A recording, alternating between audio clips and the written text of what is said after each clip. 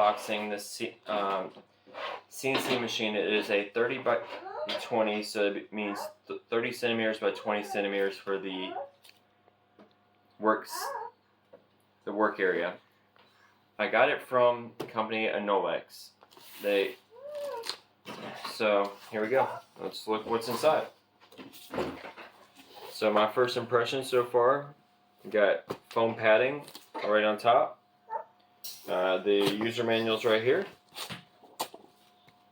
We'll look into that later when we do the assembly video. Alright, then we're going to take this off. Everything in here looks to be pretty well situated. Alright, we're going to start here. Looks like we got the tools to assemble. So that make our job easy. We don't have to go looking through all the tools in the shed to try to find the right tools that I need. Alright, this particular unit came with a 300-watt spindle. Alright, doesn't say it on there, but just know it's a 300-watt machine. Alright,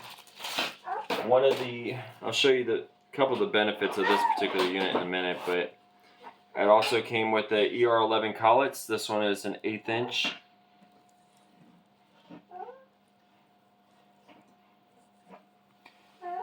There's a variety of collets that you can get for these machines. So here is the spindle holder. And it looks like we got the supplied hardware with it too.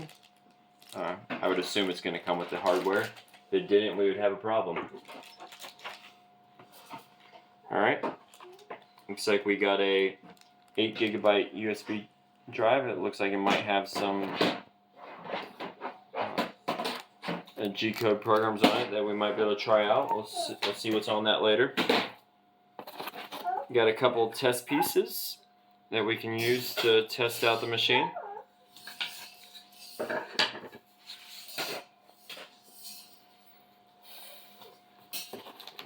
Looks like this is our bag of goodies with all the hardware in it, so we'll break that out and look at it individually in a minute.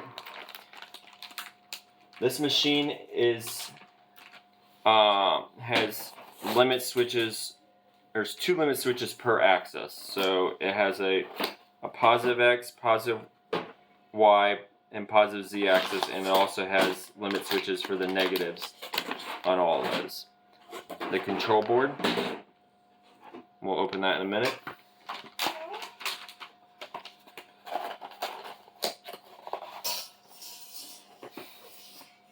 And we got a cable to go from the computer to the machine. I'm mainly going to be using this as a standalone. I've got a standalone driver that I bought for it separately, so we'll go through that later. One of the benefits of this Z-axis is it has dual linear rails, increasing stability.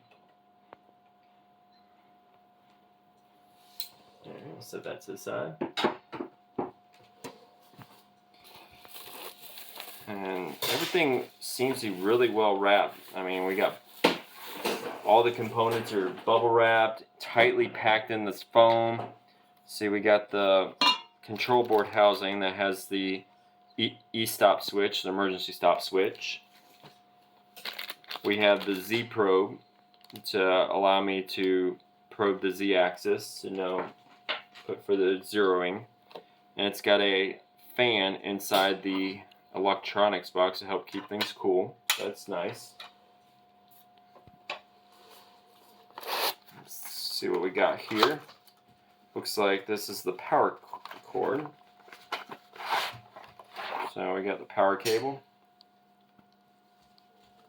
Don't appear to be anything else in this box, so we'll put that on the ground to clean up later before my wife has a hissy fit.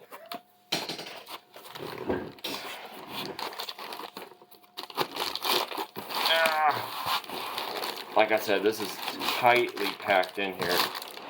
You can just see how tight it is in here.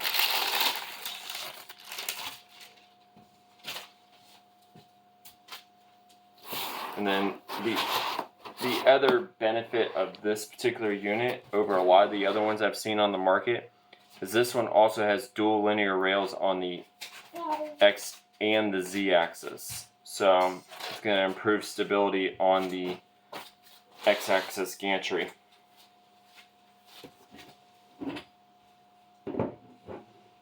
Now, next I'm going to be doing a video putting all this together, and we're going to go through the instructions together so we can see exactly how long this thing should take to put together.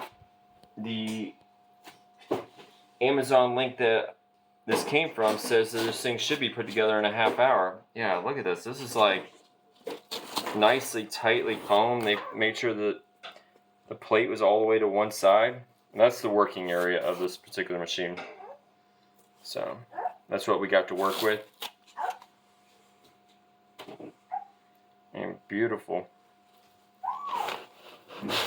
Yeah, really tightly packed in here. And it's completely assembled. So, minimizing assembly. Looks like we got the T-nuts in the side for when we do the assembly, alright? So they've already put those in for us.